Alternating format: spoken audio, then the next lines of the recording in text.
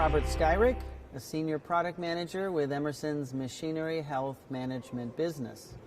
And when I talk to end users, I hear both from the automation and from the reliability departments that they're looking for new ways to monitor the health of their rotating assets. The issues I hear is they're losing personnel, and they're losing skilled personnel. So there are fewer people who can determine what's happening with a piece of rotating equipment. This leads to unplanned shutdowns which impact the bottom line. Well, what if operators could use simple principles to identify developing mechanical faults, easily trend the severity of the defect, and flag maintenance personnel well in advance of failure? That's what Emerson's patented PeakVue technology makes possible for the first time. PeakVue provides meaningful alerts that are not possible with traditional vibration measurements.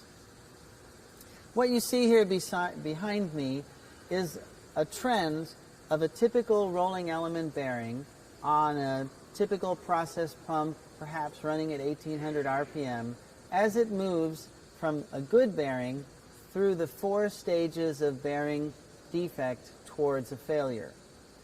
On the top half of the screen, you see indicated values in both inches per second and millimeters per second as we move through stages 1 through 3 of the bearing defect.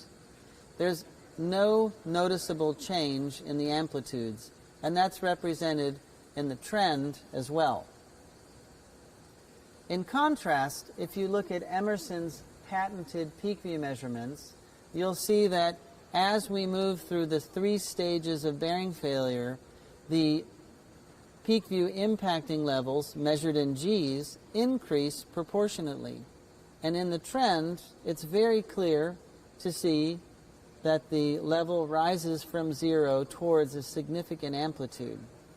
As we move into the 4th and final stage of bearing failure, what you see is that the overall vibration still has no substantial change until the point of actual machine failure, represented in the graph here.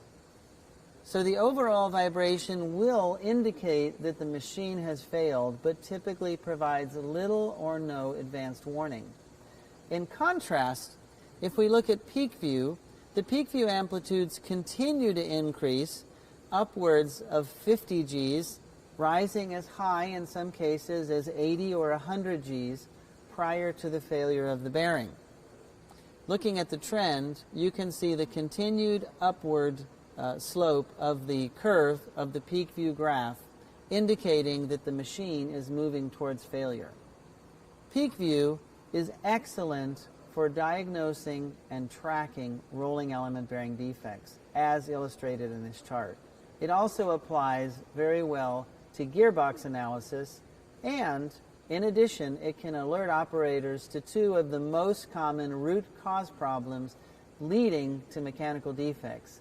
That would be insufficient lubrication and, on process pumps, cavitation. Now let's summarize the way to look at PeakVue in the control room setting. The first principle that we use to monitor PeakVue is referred to as the 0 principle. The 0 principle states that a good machine, properly installed and well lubricating, should have impacting that is at or close to 0. Very intuitive. 0 is good. The second principle that's applied when monitoring PeakVue is referred to as the rule of tens. The rule of tens applies for rolling element bearing machines operating between 1,000 and 4,000 RPM. And it simply states when the PeakVue levels reach 10, there is some problem developing on the machine. When they double to 20, there is a serious problem on the machine. And when they double again to 40, there is a critical problem on the machine. So PeakVue, for the first time, is bringing reliability to the control room.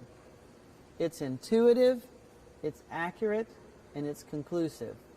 In summary, Emerson's patented PeakVue technology makes it possible for the first time to monitor the health of rotating equipment from the control room. Operators can see defects at their onset, track them through the progression of the defect, and engage maintenance to either mitigate or, in some cases, completely eliminate the cause of a shutdown. Thank you, and please check out our website for other materials.